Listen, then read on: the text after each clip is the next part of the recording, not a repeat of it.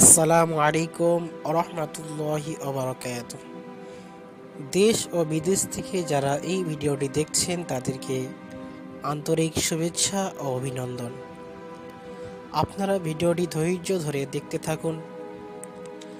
আমরা আপনাদের সামনে যে আলোচনাটি করতে চলেছি বিষয়টি হলো ভারতবর্ষের মুসলমানরা পিছিয়ে কেন। বিস্তারিত আপনারা দেখতে থাকুন। আসসালামু আলাইকুম রহমতুল্লাহি ওবারাকাতুহ। আপনি কেমন আছেন? ওয়ালাইকুম আসসালাম রহমতুল্লাহি ওবারাকাতুহ। আলহামদুলিল্লাহ, আল্লাহ পাকের রহমে আমি খুব ভালো আছি। আজকের প্রোগ্রামে আমরা আপনাকে এই কথা জিজ্ঞেস করতে চাই যে মুসলমানরা পিছিয়ে কেন। আমরা শুনছি যে মুসলমানরা পিছিয়ে আছে, মুসলমানের শিক্ষা যোগ্যতা কম, মুসলমানরা মাদ্রাসা শিক্ষার বেশি শিক্ষিত কিন্তু জেনারেল শিক্ষায় মুসলমানরা পিছিয়ে, সবখানেতে মুসলমানরা দুর্বল আমরা দেখতে পাচ্ছি। সে আদালতে হোক, সে পুলিশ স্টেশনে হোক, সে সর্বখানে ব্যাংক বা স্কুল কলেজ সব জায়গায় মুসলমানরা পিছিয়ে।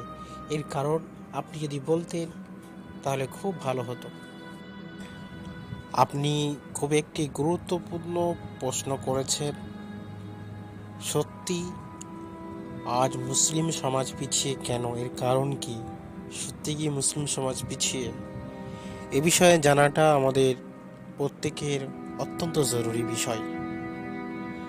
আজকের আমরা ভাবছি মুসলমান পিছিয়ে, কিন্তু না, মুসলমান পিছিয়ে নয়, এটা ভুল ধারণা। আপনি বিশ্বের প্রতিটি দেশের দিকে খেয়াল করলে বুঝতে পারবেন পৃথিবীতে যতগুলি দেশ রয়েছে প্রায় প্রতিটি দেশে মুসলমান রয়েছে।